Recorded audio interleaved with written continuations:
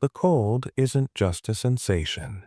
It's a force, one that creeps under your skin, numbing your bones, until you can't tell where the frost ends and the terror begins. But what if the snow is hiding something far worse? Something that thrives in the darkness of winter's cruel embrace? These true winter horror stories will make you question every snowstorm you've ever been in. The cold isn't your only danger. Sometimes it's the things lurking in the blizzard's heart.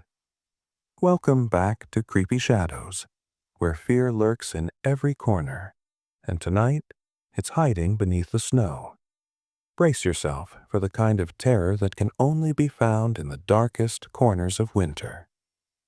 Story 1. The Haunted Ski Cabin. It was supposed to be the ultimate escape. A weekend getaway in a secluded ski cabin high up in the mountains, away from the hustle and bustle of the world.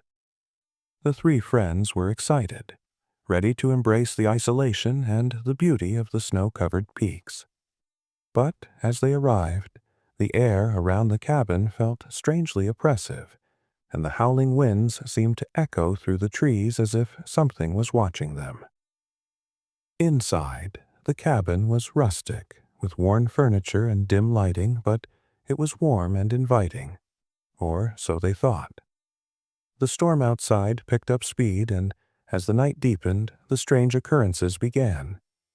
At first, it was little things. A faint whispering in the wind, the sound of a door creaking open when they were sure they had shut it, or a light flickering when no one was near it. Then came the night when the real terror began. The attic door, previously locked tight, slowly creaked open on its own. A cold draft swept down from the attic, sending shivers down their spines. The temperature inside the cabin dropped sharply, and the fire in the hearth, despite being fed regularly, flickered and died. It was as if the cabin itself was trying to freeze them out. That's when they heard the breathing, a slow, labored exhale from somewhere above them. It wasn't human. It was deep and gurgling, as if something was dying slowly. Paralyzed with fear, they didn't dare move. The shadows in the corners of the cabin seemed to twist and writhe, and the feeling of being watched grew unbearable. They tried to leave, but the front door wouldn't open, as though the house had trapped them inside.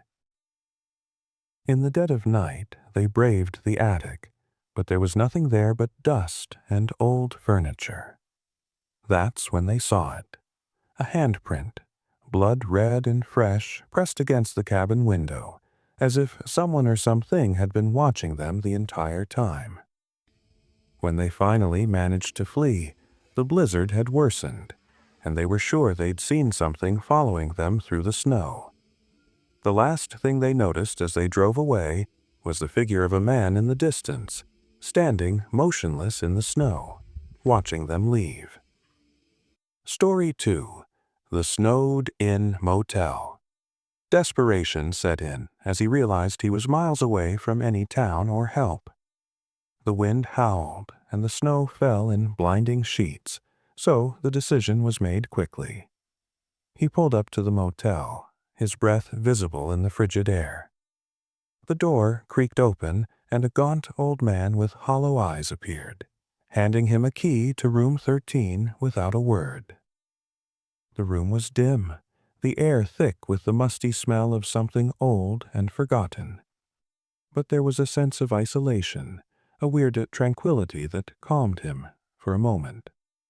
As the wind raged outside, he tried to settle in, but something felt wrong. The silence was deafening, and soon he began to hear it. A low, rhythmic knocking on the door, slow and deliberate. He opened it, heart pounding in his chest, but there was no one there, only the cold wind and empty hallway. Unease crept in as he glanced down the hallway. There, in the dim light, were more footsteps. Strange, barefoot prints in the snow leading toward the basement. His curiosity got the best of him. He ventured into the basement, and that's when he found the nightmare that would haunt him for the rest of his life. The basement was cold, and the dim light from a single bulb cast long shadows across the walls. Stacked in the corners were bodies, piled high, preserved in a grotesque state of unnatural stillness. Their eyes were wide open, frozen in time. The old man had been trapping travelers, killing them during the snowstorms to feed his twisted obsession. But the horror didn't stop there.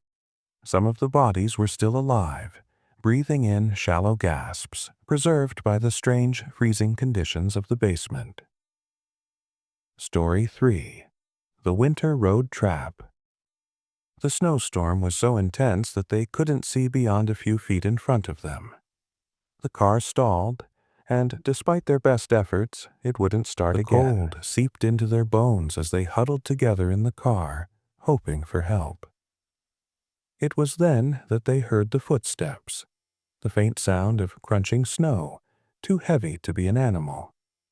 The couple froze, hearts racing. They peered through the frosted windows, but all they saw was the swirling snowstorm.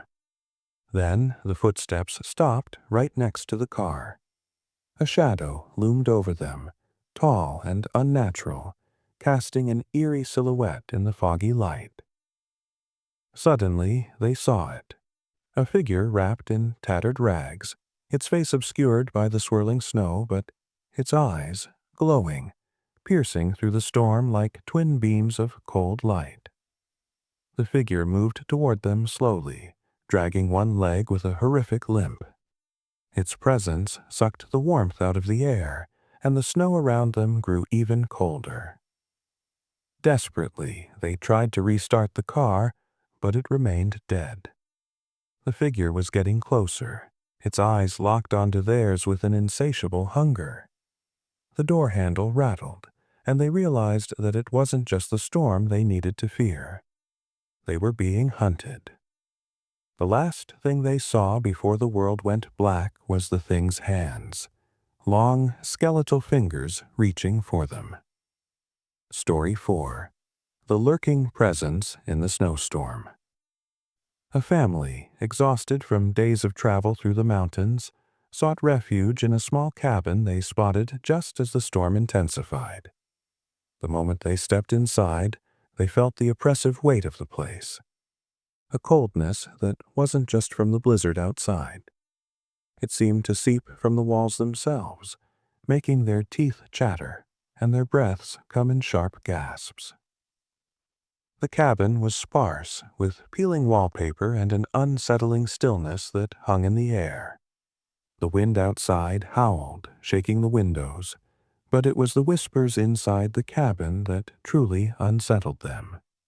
Soft, barely audible, but unmistakably there. A murmur of voices that seemed to come from the very walls, speaking in a language they couldn't understand. As the night wore on, the family tried to ignore the growing unease, but the temperature kept dropping, no matter how many logs they threw into the fire. Shadows moved in the corners of their vision, and something, or someone, was watching them from the darkness. The whispers grew louder, more insistent, like an angry mob gathering. In the dead of night, the family tried to escape, but the door wouldn't open.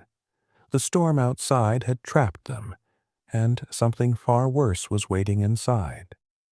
The walls seemed to close in on them, and the whispers turned into guttural growls, as if the very house itself was alive, hungry for their fear. They could feel something crawling under the floorboards, drawing closer, as the temperature plummeted into an unnatural cold. Story 5.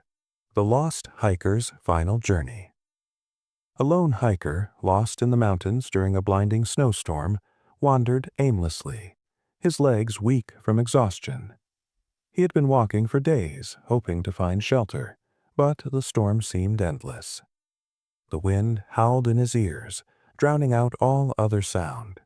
His food had run out hours ago, and the cold gnawed at his bones, relentless. Just as he thought he couldn't go on, he spotted something, a faint light in the distance. It seemed like a dream, a beacon in the blinding whiteout. He stumbled toward it, driven by desperation and the hope of warmth. But when he reached the cabin, it was not what he expected. Inside, there was no fire, no warmth, only a dim, flickering light coming from a single candle on a table in the corner. The air inside was frigid, like the cold had settled into the very walls. Strange symbols were scrawled across the walls in what looked like old, dried blood. It was clear that someone had been there recently, but there was no sign of life. As he stepped further inside, the door slammed shut behind him, trapping him. The light went out, leaving him in total darkness. And then he heard it, a voice barely above a whisper, saying, "You shouldn't have come." A shiver ran down his spine as the temperature dropped further, the cold now cutting to his very core. In the darkness, he could feel something moving closer. It wasn't human. The last thing he felt was its icy, skeletal fingers wrapping around his throat, squeezing the life from him. "So, are you brave enough to